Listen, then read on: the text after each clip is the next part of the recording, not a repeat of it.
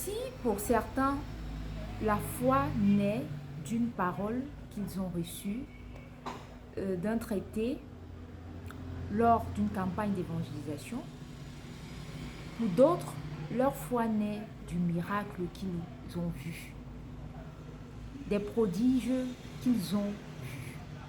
Et si tu es dans cette catégorie où tu te dis, moi je veux bien croire en Dieu, mais il faudrait d'abord que je voie de mes propres yeux le miracle dans ma vie, cette vidéo est pour toi. Ici, il est question d'un officier du roi qui avait un enfant malade. Et lorsqu'il a appris que le Seigneur Jésus était dans sa ville, il est allé vers Jésus-Christ en lui disant que, pardon, viens voir mon enfant, il est mourant. Alors, le Seigneur de lui répondre ceci: si vous ne voyez pas des miracles et des prodiges, vous ne croyez point. Et l'officier ne laisse pas. Il continue en disant, Seigneur, descends avant que mon enfant meure. Et Jésus de lui dit, va, ton enfant vit. Et c'est comme ça qu'il est rentré chez lui. Pendant qu'il arrivait chez lui, ses ouvriers viennent à sa rencontre et lui disent, boss, ton enfant là, la fièvre l'a quitté. Il est déjà bien portant. L'officier lui demande, mais à quel moment ça s'est produit? On lui dit, c'est à la 7e heure. Il dit, mais c'est à la 7e heure que moi j'étais avec Jésus hier, quand il me disait que va, ton fils vit.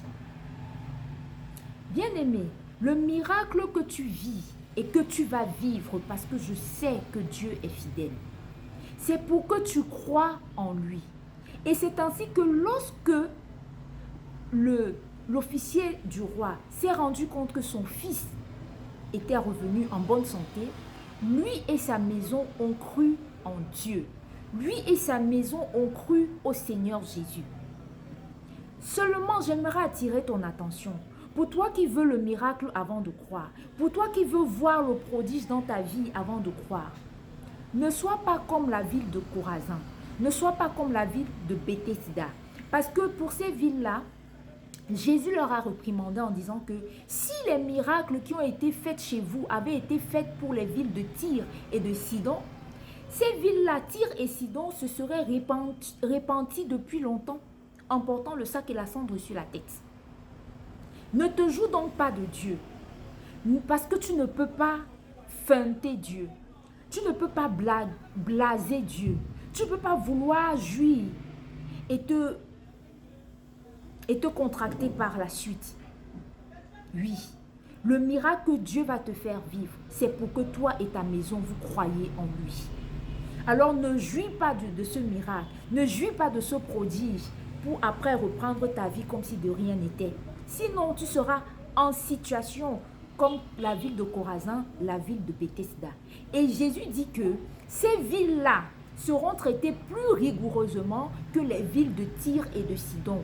Parce qu'elles n'ont pas eu l'opportunité de voir les miracles-là, de vivre les miracles-là. Alors toi, mon frère, ma soeur, lorsque tu verras ce miracle que tu attends de Dieu, accroche-toi sérieusement à lui. Toi et toute ta maison, sois béni au nom puissant de Jésus-Christ. Dieu est fidèle.